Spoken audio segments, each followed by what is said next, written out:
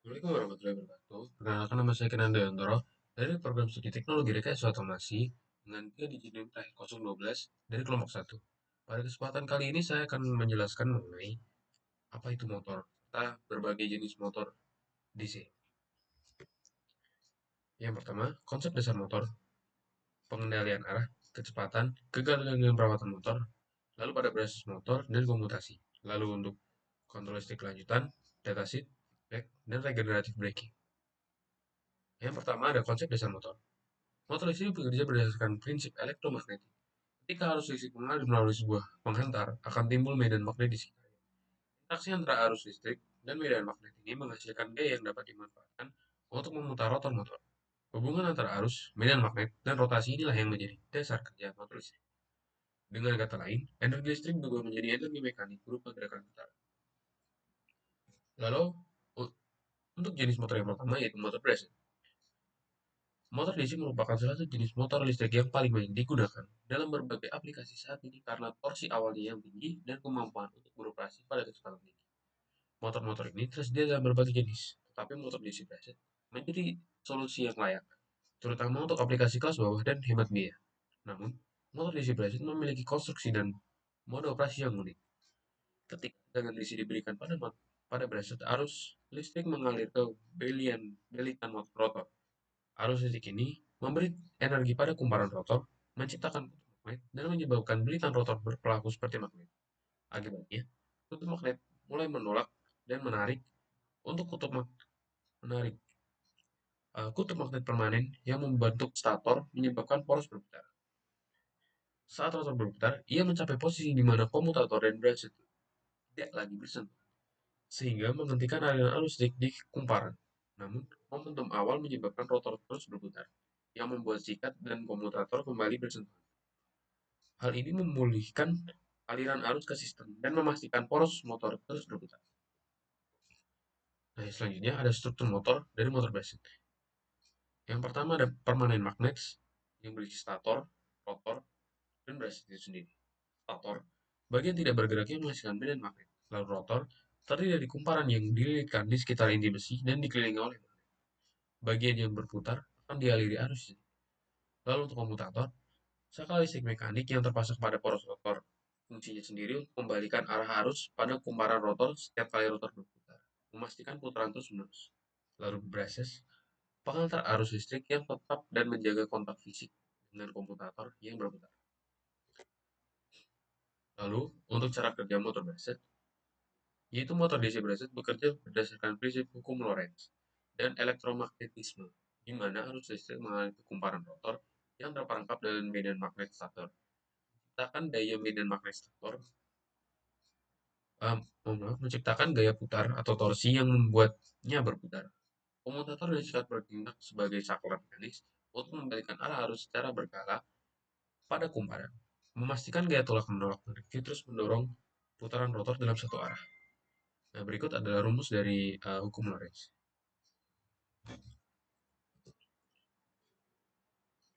Untuk kelebihan dari kekurangan motor Brasett, yang pertama, kelebihan desainnya yang sederhana, konstruksinya mudah dipahami dan tidak rumit. Lalu biayanya murah, harga relatif rendah dibanding motor brushless. Untuk mudah dikendalikan, yaitu kecepatan dan arah putaran dapat diatur dengan mengubah tegangan atau polaritas. Dan yang terakhir yaitu torsi awal yang besar, mampu menghasilkan gaya putar kuat sejak motor mulai beroperasi.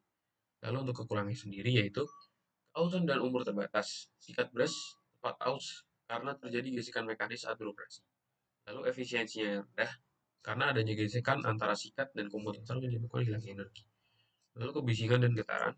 Kontak fisik antara sikat dan komutator juga menghasilkan suara dan getaran yang lebih banyak. Dan yang terakhir yaitu keterbatasan kecepatan. Pada putaran tinggi, gesekan dan panas berlebih membuat motor kurang optimal. Berikutnya yaitu implementasi motor Brasett dalam kehidupan sehari-hari. Motor Brasett diimplementasikan dalam kehidupan sehari-hari melalui berbagai aplikasi yang bergantung pada kesederhanaan, biaya rendah, dan torsi awal yang tinggi. Biasanya digunakan pada mainan anak, perangkat elektronik portable, peralatan rumah tangga, dan peralatan otomotif sederhana. Nah, berikut adalah cara membalik polaritas dari motor DC Brasett. Motor DC berputar sesuai arah arus listrik. membalik polaritas, maka akan membalik arah putarannya juga. Umumnya dilakukan dengan hub bridge atau relay ganda, atau biasa dikenal dengan driver. Berikut ada simulasi untuk penggunaan hub bridge pada motor DC brushless. Yang dapat diamati ketika polaritasnya diubah, maka arah putaran dari motor itu akan berubah juga. Lalu,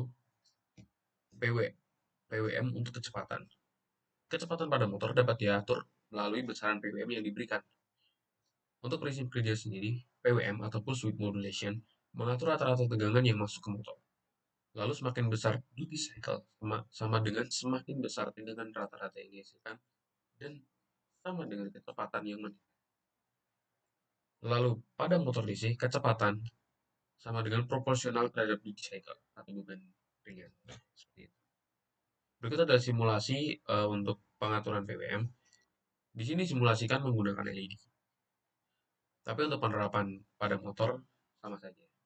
LED di sini hanya untuk sebagai simulasi untuk kinerja motor sesuai duty cycle yang diberikan. Jadi semakin besar duty cycle yang diberikan, maka akan semakin terang LED tersebut akan menyala.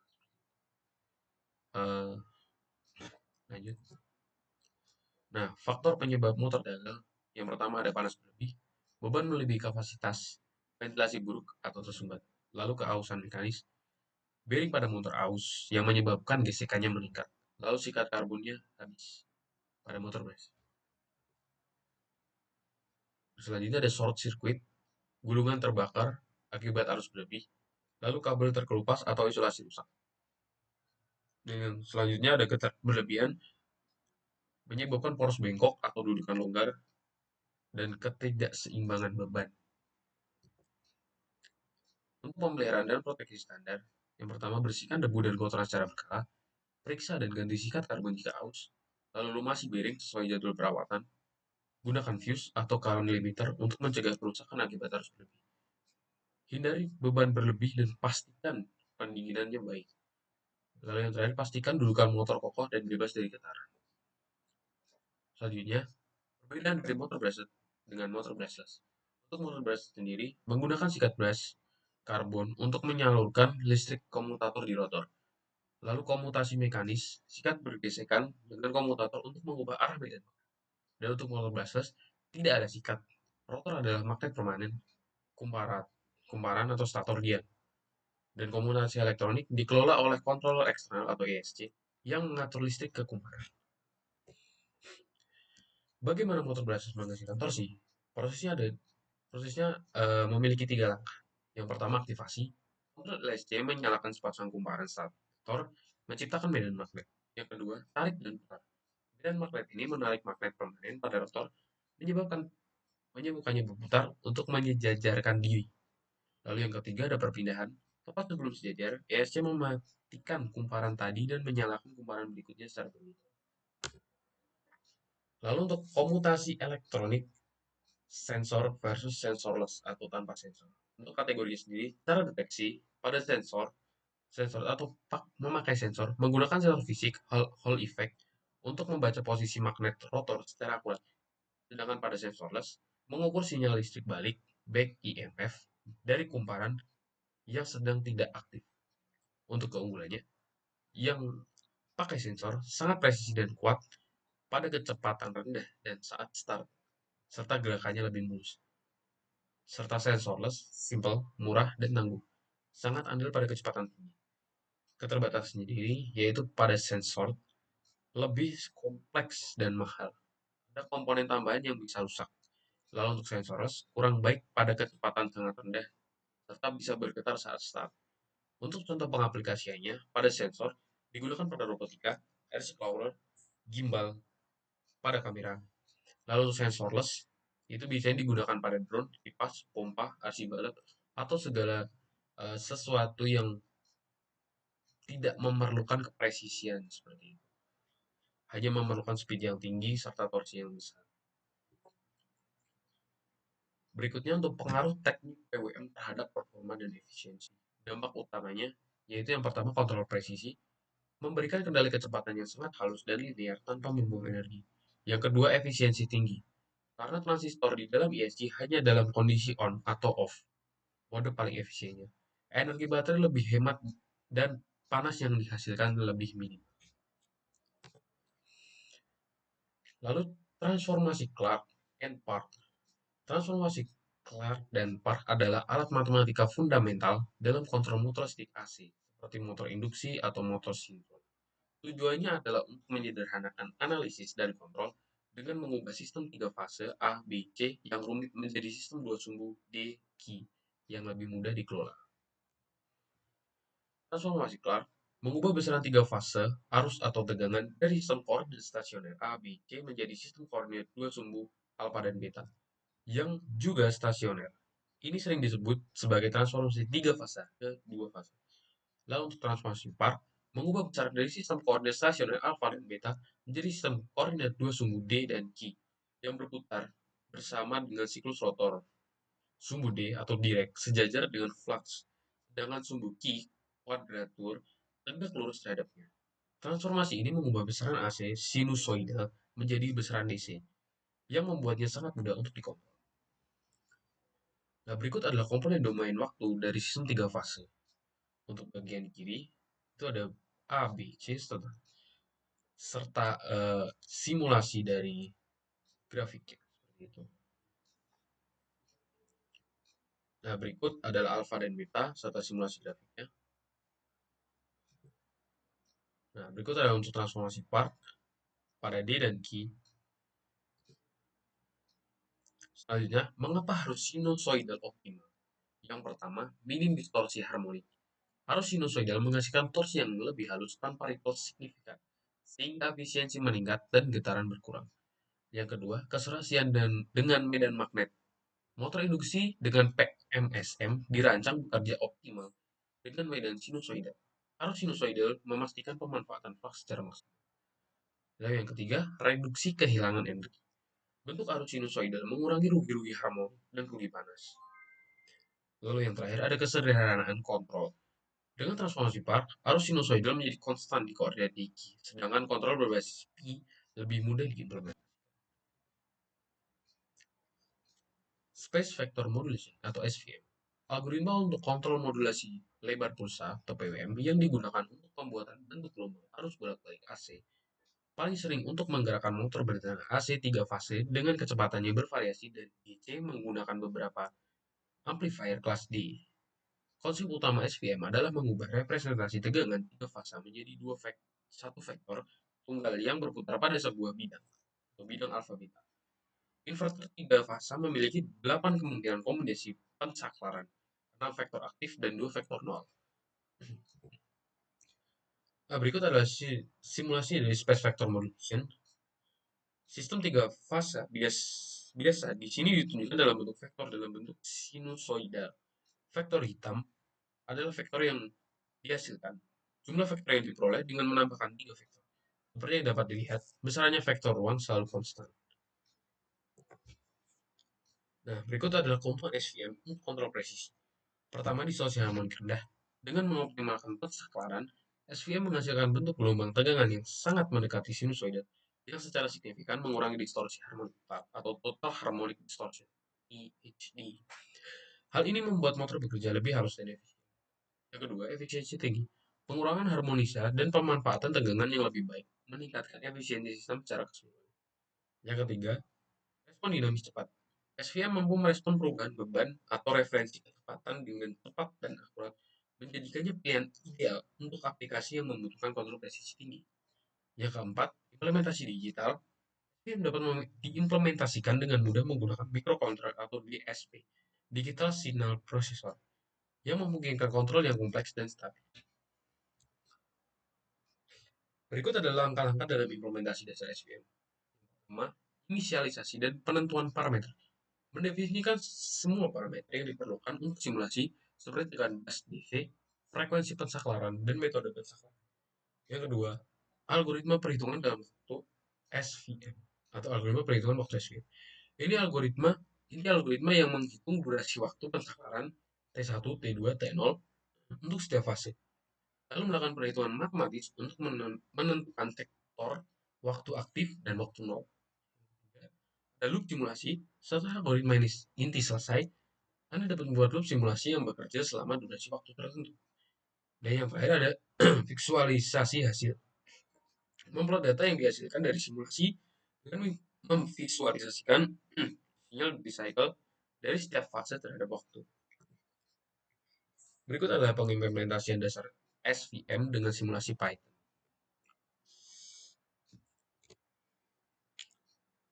Oke. Bagian 1. Memahami datasheet motor dan parameter. Datasheet motor adalah panduan penting untuk diintegrasikan ke motor dalam sistem robotika atau otomasi. Datasheet umumnya terbagi menjadi beberapa bagian fungsional. Yang pertama, dimensi dan informasi umum, berisi detail fisik seperti ukuran bingkai, frame size, poros, dan berat. Informasi ini penting untuk perencanaan mekanis. Lalu yang kedua, ada spesifikasi teknis. Disajikan dalam tabel berisi parameter listrik dan mekanik utama seperti tegangan, arus, kecepatan, dan torsi. Lalu kurva karakteristik, grafik visual, misalnya kurva kecepatan dan torsi, yang menunjukkan performa motor di bawah berbagai beban. Lalu parameter elektrikal dan mekanikal kunci, lebih dari sekedar angka. Analisis parameter datasheet mengungkapkan signifikasi operasional dan setiap nilai. Berikut adalah parameter-parameter kunci yang perlu dipahami. Yang pertama, tegangan, nominal voltage atau tegangan nominal adalah tegangan yang direkomendasikan pabrikan untuk pengoperasian yang optimal. Rated voltage, tegangan terukur, terkadang merujuk pada batas tegangan maksimum yang aman. Lalu arus, no load current atau arus tanpa beban adalah arus minimum saat motor berputar tanpa beban. Rated current, yaitu arus terukur, adalah arus saat motor beroperasi di bawah beban optimal. Lalu ada kecepatan, no load speed. Kecepatan tanpa beban adalah kecepatan putaran maksimum motor saat tidak ada beban yang diterapkan. Rated speed, kecepatan terukur adalah kecepatan di mana motor mencapai efisiensi puncaknya. Lalu, analisis komprehensif torsi motor, batas, batas puncak, dan kontinuitas. Torsi motor sangat penting, tetapi ada 3 jenis yang perlu dipahami untuk mencegah kegagalan sistem. Yang pertama ada stall torque, torsi berhenti. Torsi maksimum saat poros motor berhenti berputar penting untuk memulai gerakan dari posisi diam. Tetapi, mempertahankan kondisi ini dapat merusak motor karena panas berlebih. Yang kedua dari itu continuous torque atau torsi terukur. Torsi yang dapat dihasilkan terus-menerus tanpa batas waktu, ideal untuk operasi jangka panjang. Nilai ini bisa jauh lebih rendah daripada torsi berhenti. Dan yang terakhir ada peak torque atau torsi puncak. Torsi maksimum untuk periode waktu yang sangat singkat, guna untuk fase akselerasi atau deselerasi. Kurva kecepatan torsi menggunakan menunjukkan hubungan terbalik antara kecepatan dan torsi. Memahami perbedaan ini sangat penting untuk merancang sistem ini. Nah, dari open loop ke closed loop, evolusi kontrol gerak. Sistem kontrol motor dapat dikategorikan sebagai open loop atau closed loop. Open loop sendiri yaitu mengirim sinyal tanpa verifikasi apakah tindakan yang diinginkan tercapai. Sistem ini kurang dapat diandalkan untuk aplikasi presisi karena tidak dapat mengoreksi gangguan. Yang kedua ada closed loop, menggunakan sensor umpan balik seperti encoder untuk mengukur parameter real time seperti posisi atau kecepatan motor. Sistem ini membandingkan nilai terukur dengan nilai yang diinginkan dan melakukan koreksi terus-menerus untuk memastikan presisi. Kedua, metode tuning PID praktis. Mencari keseimbangan optimal. Proses penyesuaian gain P, I, dan D dikenal sebagai tuning atau dua metode umum. Yang pertama ada tuning manual, pendekatan trial and error yang dimulai dengan mengatur KP, KI, dan terakhir adalah KD. Metode Ziegler-Nichols, pendekatan terstruktur yang menemukan critical gain atau KU dan periode osilasi atau TU untuk menghitung nilai gain out. Dalam praktiknya, derivative term atau KD sering diabaikan atau di-setel ke nol karena sangat sensitif terhadap kebisingan atau noise pada sinyal umpan balik sensor dan menyebabkan ketidakstabilan sistem. Nah, berikut adalah tabel terkait komponen PID secara fungsi utama, dampak pada resistance, dampak pada overshot, dampak pada state error, dan dampak pada stabilitas. Untuk proporsional, fungsi utamanya yaitu mengoreksi kesalahan saat ini. Dampak pada rest time-nya berkurang, dampak pada overshot-nya meningkat, serta dampak pada steady state error berkurang tapi tidak hilang.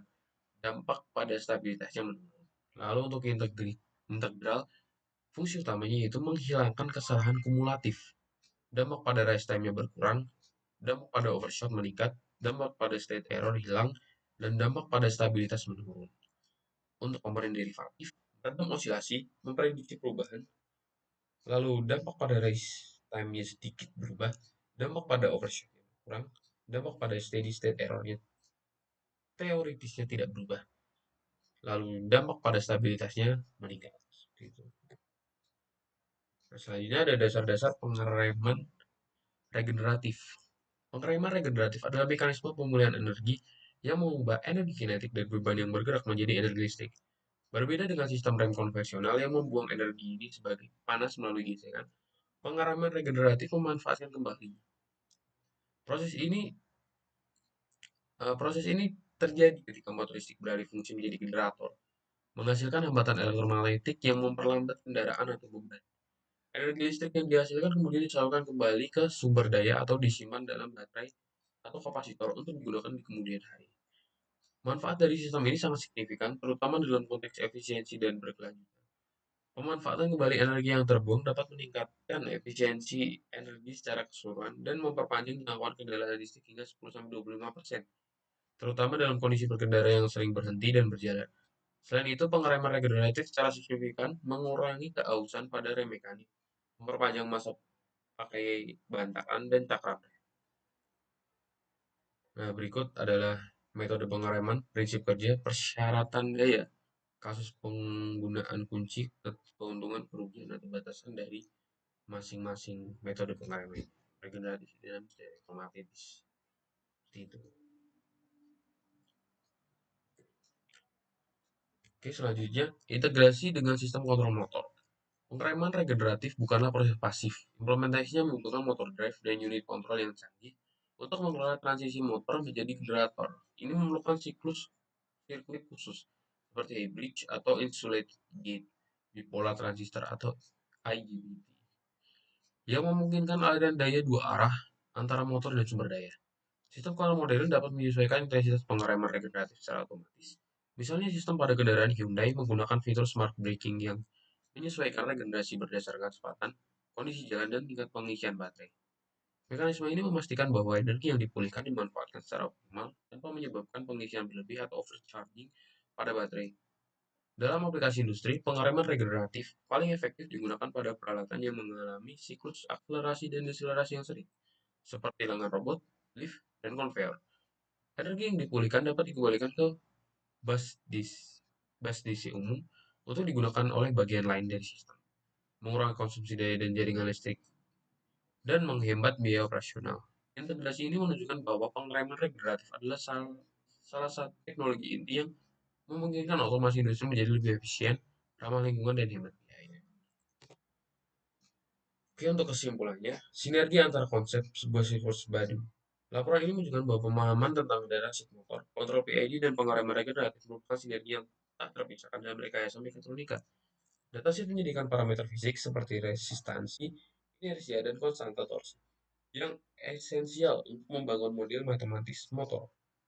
Model ini menjadi dasar untuk rancangan mengontrol PID, yang kemudian digunakan umpan balik sensor untuk memastikan motor beroperasi secara presisi. Terakhir, sistem kontrol yang cerdas dapat memanfaatkan sifat bawaan motor sebagai generator untuk mengimplementasikan pengereman regeneratif, mengoptimalkan efisiensi, dan memperpanjang umur sistem secara keseluruhan. Lalu untuk aplikasi robotika, pemilihan motor harus didasarkan pada pemahaman yang bernuansa tentang torsi, menggunakan starter Q sebagai satu-satunya metrik untuk operasi adalah resep kegagalan. Pendekatan yang lebih akurat melibatkan pemilihan motor berdasarkan rated torque yang sesuai dengan kebutuhan spesifik tugas. Seperti dengan robot, mengangkat beban atau robot yang bergerak cepat. Untuk mencapai gerakan yang akurat, berulang, dan terkendali, serta kontrol. Closed loop dengan PID sangat diperlukan, terutama di bawah beban yang bervariasi. Proyek seperti robot pengikut garis atau line follower atau lengan robot yang menahan posisi adalah contoh sempurna di mana PID adalah solusi tak tergantikan untuk Nah, baik, mungkin sekian yang dapat saya sampaikan. Kurang lebihnya mohon dimaafkan. Assalamualaikum warahmatullahi wabarakatuh.